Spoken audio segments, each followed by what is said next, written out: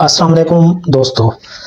अभी चंद दिन पहले एक दोस्त ने बताया कि हमारे पास में एक बंदा खुदा जॉब करते हैं, तो उनको जॉब से रिज़ाइन करना पड़ा, नौकरी छोड़नी पड़ी।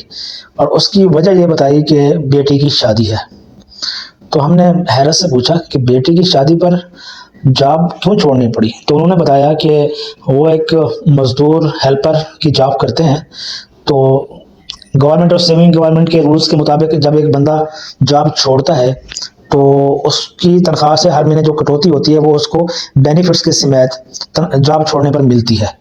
लिहाजा इस बंदा खुदा को पैसों की ज़रूरत थी, तो लिहाजा पैसे इकट्ठे चाहिए थे, इसलिए उसे जॉब छोड़नी पड़ी। बेचारे की 20-25-30 हज़ार तनख्वाह, और वो भी 2 वक्त की रोज़ी रोटी इतनी महंगाई के दौर में, तो वो छोड़नी पड़ी।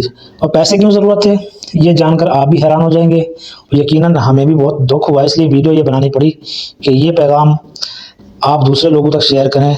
जहाँ तक ये रिवाज है जिन महफिलों में, जिन इलाकों में, और वहाँ के उलमाए कराम तक। रीज़न ये है जॉब छोड़ने की, उन्हें पैसे ज़रूरत इसलिए पड़े कि उनकी बेटी की शादी है।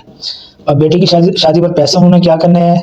रिवाज ये है कि जब उन्होंने बेटी की मंगनी की थी तो रस्म और रिवाज के मुताबिक होने वाले दामाद को इन्होंने होंडा 70 मोटरसाइकिल तोहफे में दी थी। और अब जब शादी है तो ये इलाके का रिवाज है, महफिल का रिवाज है कि लड़की की शादी पर लड़की के माँ बाप होने वाले दामाद को होंडा 125 नई मोटरसाइकिल तोहफे में देते हैं। लिहाजा 125 खरीदने के लिए बहुत बड़ी रकम चाहिए। एक मजदूर जो बस सुबह शाम की रोजी, 2 वक्त की रोजी के लिए कमा रहा हो, उसके पास इतने इकट्ठे पैसे कहाँ से आते हैं। लिहाजा उसको जॉब की कुर्बानी देनी पड़ी बेटी की शादी के लिए, बल्कि इतना कहूँगा कि शादी के लिए नहीं, शादी की रस्मों के लिए। तो बस इसके आगे तो मैं कुछ नहीं बोल सकता। इतनी ही गुजारिश करूँगा आप बहन भाइयों से। ये 2023 का ज़माना है, अक्टूबर 2023 भी ख़त्म होने वाला है, और लेकिन ये पुरानी सदियों पुरानी रस्में ये आज तक भी ख़त्म नहीं हुई। बस मैंने आप तक पैगाम पहुंचाना था। आप ये पैगाम आगे शेयर कर दीजिएगा कि जिन बहन भाइयों के यहाँ ये रस्में हैं, खुदारा बेटी अल्लाह की रहमत है, इसे अल्लाह की रहमत ही रहने दीजिए, माँ बाप के लिए ज़हमत ना बनाइए। मैंने अपनी आंखों से देखा है गरीब माँ बाप को अपनी बेटियों का जहेज़ इकट्ठा करते और उसको बाइज़्ज़त रुखसती करते देखा है मैंने।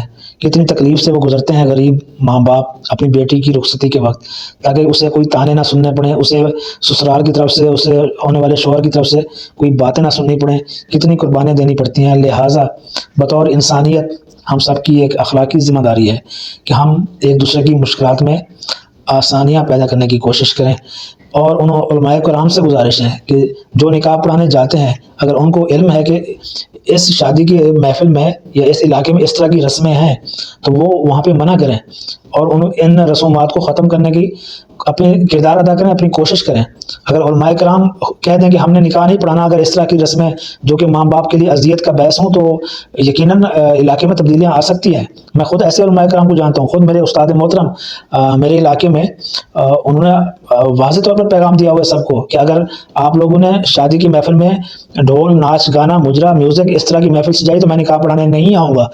लिहाजा सब उनको फॉलो करते हैं और उनको जब दावत देते हैं तो इस तरह की महफिलें नहीं सजाते हैं। तो इसी तरीके से उलमाए करम ये भी पैगाम दें कि हम निकाह पढ़ाने के लिए तब आएंगे जब गैर इस्लामी रस्में आप छोड़ोगे, जब गैर इस्लामी, गैर अखलाकी आप फरमाइशें ख़त्म करोगे, दुल्हा की तरफ से हूँ चाहे दुल्हन की तरफ से हूँ। तो इस तरह की रस्मों को ख़त्म करने के लिए मेरी ये कोशिश आप तक पैगाम और आपसे गुजारिश है कि आप दूसरों तक पैगाम पहुंचाएं। मिलते हैं अगली वीडियो में। चैनल को सब्सक्राइब कर लीजिए। अल्लाह हाफिज़।